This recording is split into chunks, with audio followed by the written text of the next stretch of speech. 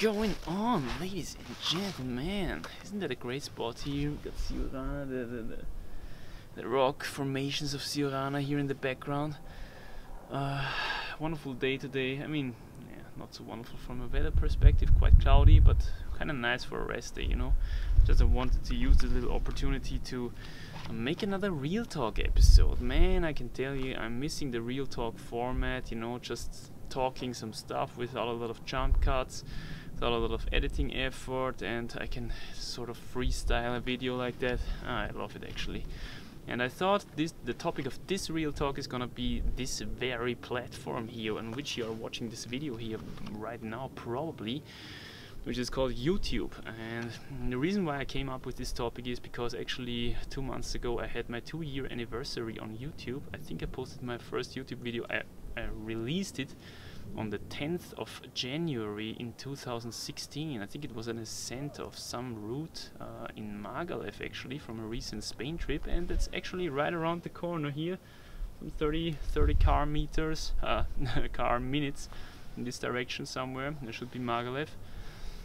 So yeah, it was actually an amazing trip back then, and now I'm here again 2 years later, still making YouTube videos, and that's why I thought, hey, why not talk about this very platform a little bit. My plan for this video is to outline a little bit my history on YouTube and the history of YouTube itself, and really maybe thinking a little bit about where this platform is heading. I think it is the king of social media. It is the and I never was really interested in other social media, you know. I never had a Facebook. Now I have a Facebook because, I don't know, I use it for messaging people and stuff like that, but I'm still not very active on Facebook. Facebook is, I don't know, it's not really good in my opinion.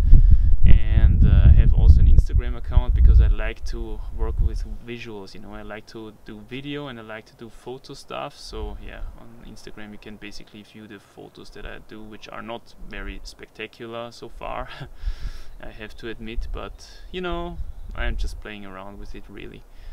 My focus is on YouTube because, as I said, it's the king of social media. Why I think so? Because when you're making a video like this, you know, it's very hard to hide yourself, your true self. Some people can pull it off, but I think the great thing about YouTube is actually that you get in such direct contact with the person that is actually creating the content, you know. If you're just taking a photo of yourself, you can put on a smile, ding, and it looks like, oh yeah, you're so happy, da da da. It's very hard to fake that on camera, you know, on video camera. I mean, you can do it, and a lot of people do it every day, I know it.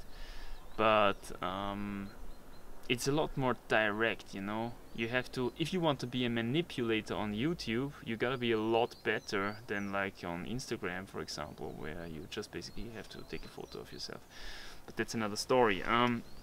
Anyway, let's get into the history of YouTube a little bit. I've got my notes here as always, you know, so that I don't forget anything, because as you know, I tend to forget stuff if I'm totally freestyling.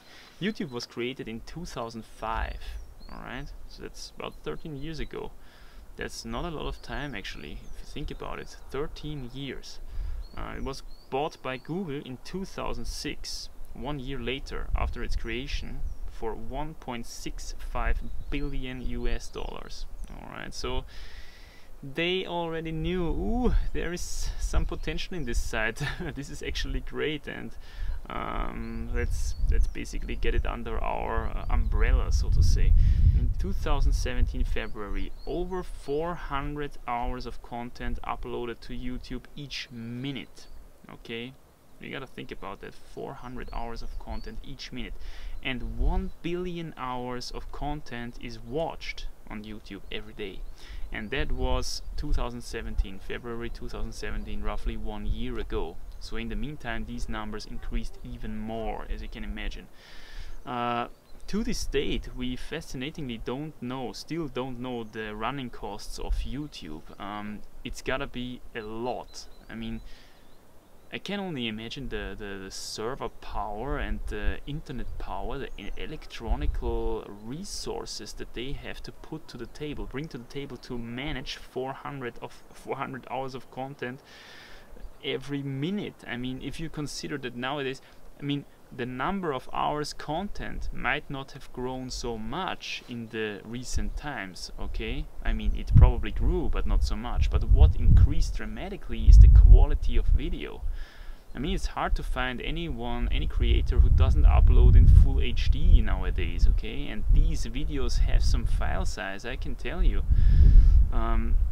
It's incredible. The server costs must be incredible. I don't know how they pull it off. They must have some kind of huge building which is only consisting of servers, or I don't know how they do it. It would be really interesting for me personally, actually, how they do it from a technical point of view. Sorry if there's some wind from time to time. We are in a pretty exposed spot here, and it's rare that you get Ciurana without wind, so I actually wanted to take this opportunity. It's not much, so I've also got the lav mic on for today to give you guys the best audio quality that you deserve. So maybe we're gonna switch the microphone here when the wind gets too hard on the camera mic. Anyway, let's talk about the monetary aspect for a bit. As I said, we still don't know the running costs, but economy magazines and stuff made estimates on how much ad revenue YouTube is actually earning. And in 2008, which is the year when the ad campaign started, because as you might know, not always ads were running on YouTube. In 2005, when it was created, it was still ad-free. All right, so and I actually can still remember when I watched YouTube videos that there was some point when all of a sudden ads appeared on a video. Alright guys, sorry for the short interruption of the program. I just had to change the battery of the camera, which died.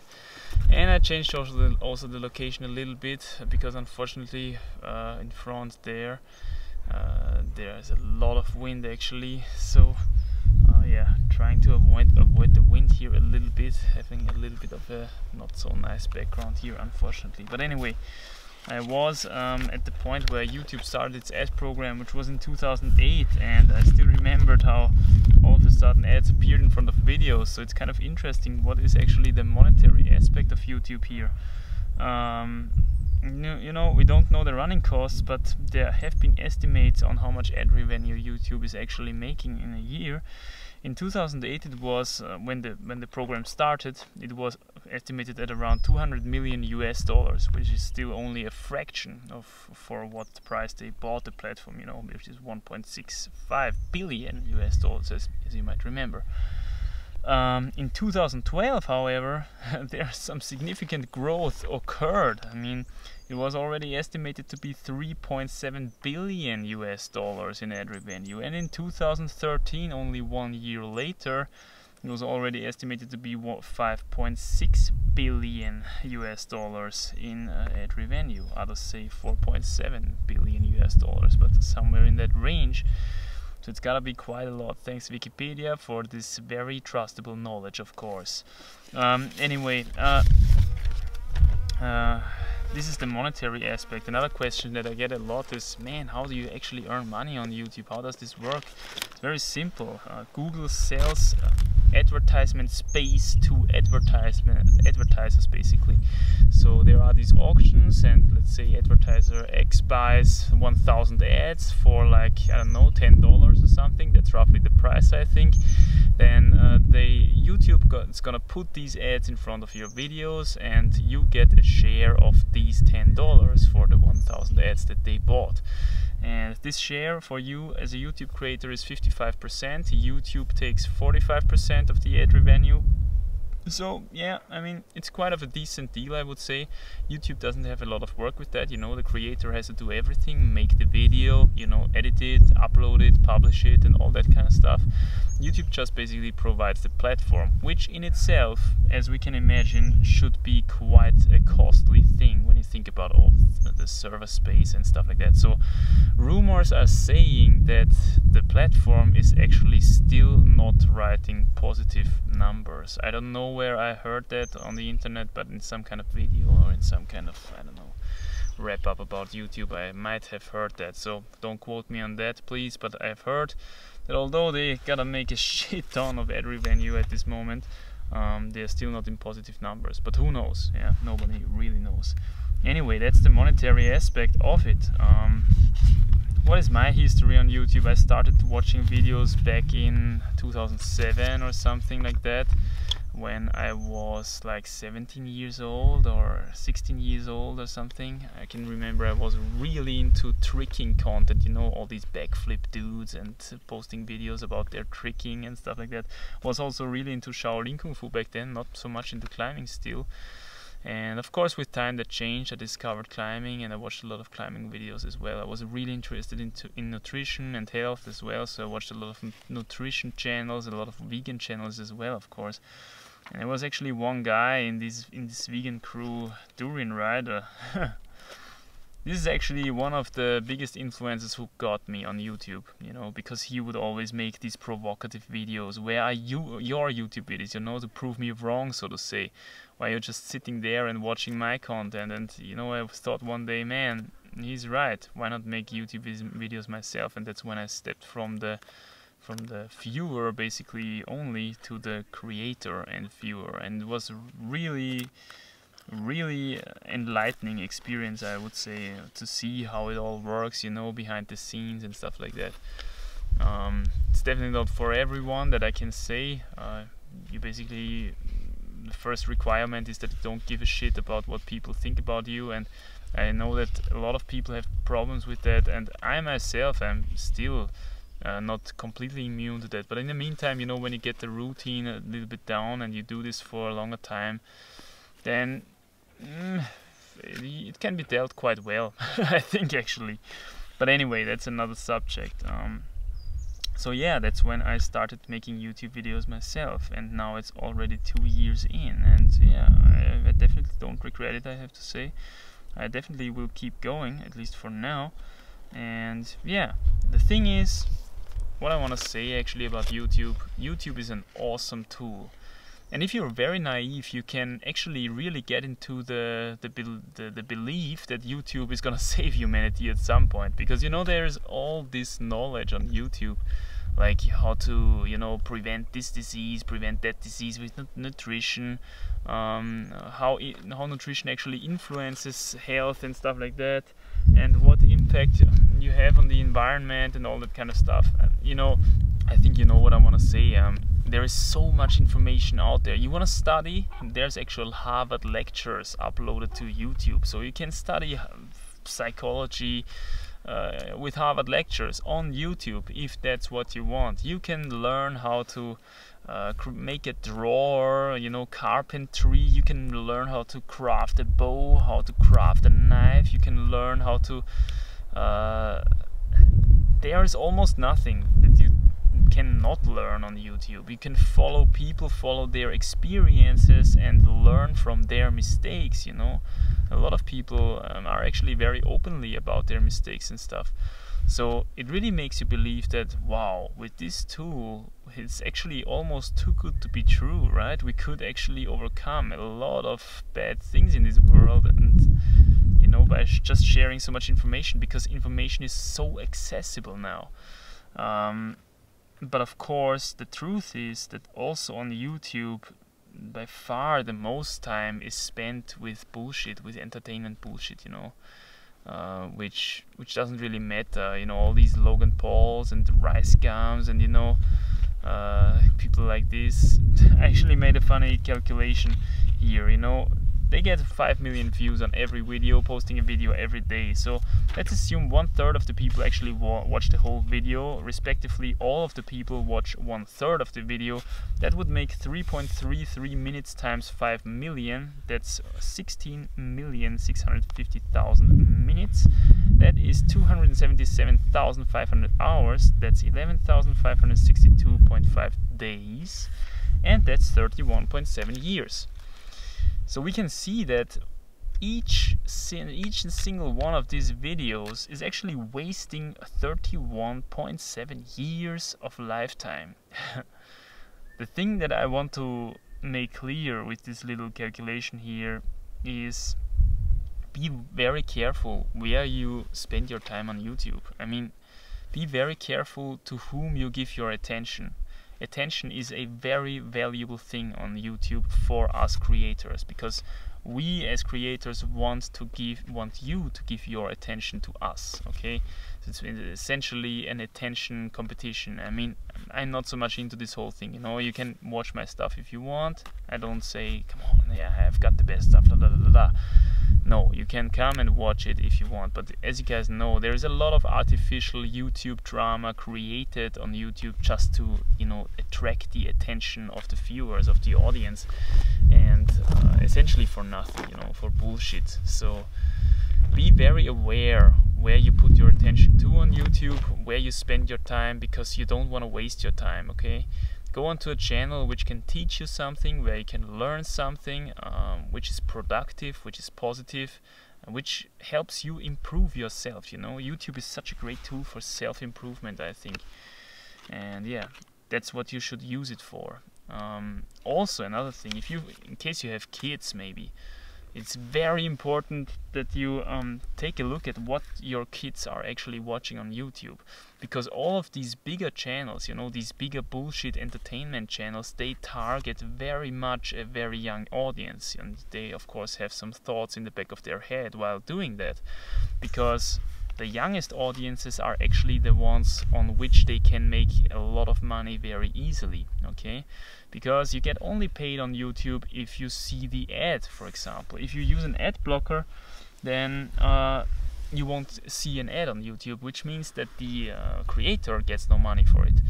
And that means who is basically using ad blockers and stuff? It's adults who don't want to waste their time with ads, you know. When you sit a young kid in front of a tablet or something, letting it browse through YouTube videos, it's gonna see a lot of ads because it doesn't use an ad blocker. And that's what they know, so they target a young audience, a very impressionable audience as well, which they can very easily pull into their channels and let them come back and come back again. So if I was a parent nowadays, I would be very, very careful what my children are doing on the internet, and especially on YouTube, because you can waste a lot of time on YouTube, and you can waste a lot of brain on YouTube as well. But you can also cultivate a lot of brain on YouTube, you know. I mean, I still remember I learned English on YouTube, okay? I had 2 hours of English per week in my school, which was of course not sufficient at all, and I was also not very interested in English because I wasn't really aware of the fact that English is one of the most important things that you will actually ever learn in a school, okay? All the highly sophisticated math, and you know, I went to a technical school with a lot of mechanics and math and physics and stuff, which is very good brain training as well. But I mean, when it comes to usefulness in real life after school, it's kind of not that useful, you know. You want to have the foreign languages, for example. They are useful to communicate with lots of different people around the world. So yeah, wasn't really interested in English, never did my homework, was mediocre, I would say, in my grades and stuff, until I discovered YouTube. Why? Because I wanted to understand what these people were saying in their videos. I looked up all the vocabulary on the internet as well, of course, in some kind of online dictionary, and learned basically English with YouTube. So the English that you hear now is a result of YouTube, it's not a result of school, I would say. And yeah, of course I'm not the best English talker or anything, but I think I can articulate myself in the meantime quite well. Also, when you do a lot of these videos, of course you get kind of practice in it and get into the flow. But yeah, so much for that. I think YouTube is an awesome tool, but we shouldn't get too naive about it and think it's gonna save the world. In fact, probably a lot more lifetime, I would say, is destroyed on YouTube than actually lives are improved on YouTube, if that makes sense, okay? Another thing that I wanted to say, a little bit talk about, what is the future of YouTube look like?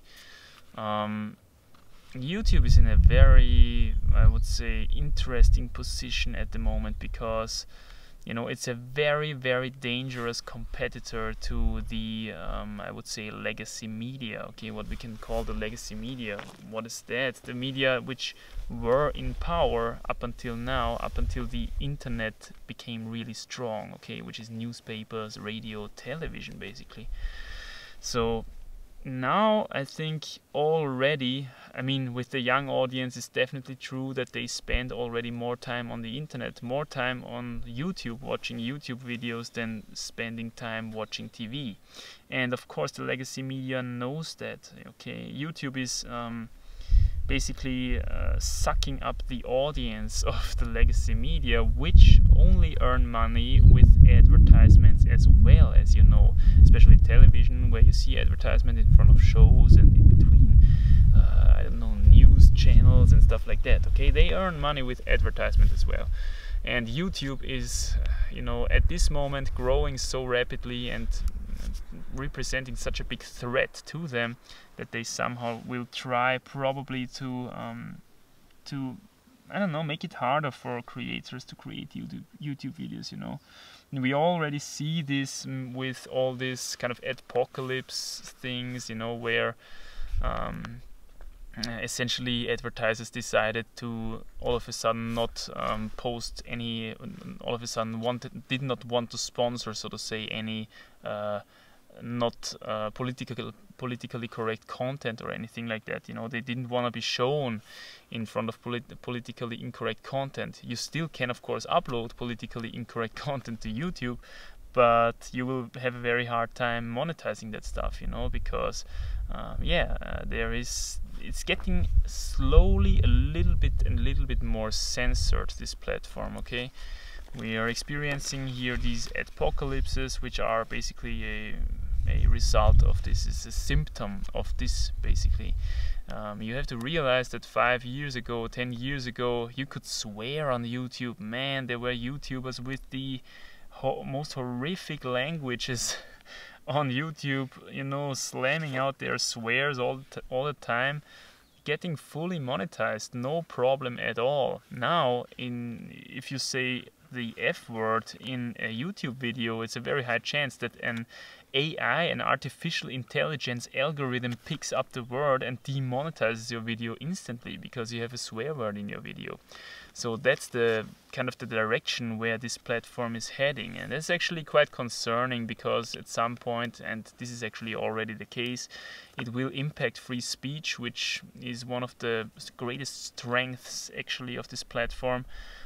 Because, as I said before, you know, if it's not politically correct, you will have a hard time monetizing it. And you know, when the monetary motivation goes away from a certain thing, then it's very unlikely that people are gonna still do it. So that's how they will. That's quite of my concerns with the future of this platform, that they will try to shape their creator community in a certain way with monetary interests, and, you know, to kind of restrict certain content in a way, censor certain content in a way. Alright, I don't want to talk too long here. I think that's it for now. I'll wrap it up here real quickly. It's an amazing tool for self-improvement and stuff. That's how you should use it. Don't waste your time on it. It's a lot of people waste a lot of time on YouTube. I would not recommend doing that. I mean, of course, you can entertain yourself from time to time, you know, but you should mainly use it as a tool to educate yourself, to learn new stuff. A lot of money is made on YouTube, and YouTube itself earns a lot of money, but we don't know how the running costs are, so we can't really say how much profit there is, but probably there is some. I don't know. I can't really believe that they are still making red numbers with that kind of salary that they get from the advertisers. You want to learn something? Consider studying it if it's necessary for your dream job, but if you're interested in it, you better go on YouTube and watch the lectures there themselves, there directly, and you don't have to pay, I don't know, thousands of dollars of university costs and stuff like that. Take care of your kids. Don't let their brains become brainwashed into this consumerist, idiot lifestyle stuff shit. And I will keep making videos. Of course, you can subscribe to this wonderful channel here. As you can see, it's pretty cool. That's actually it, I would say. Yeah. I'll see you in the next video, guys. Bye!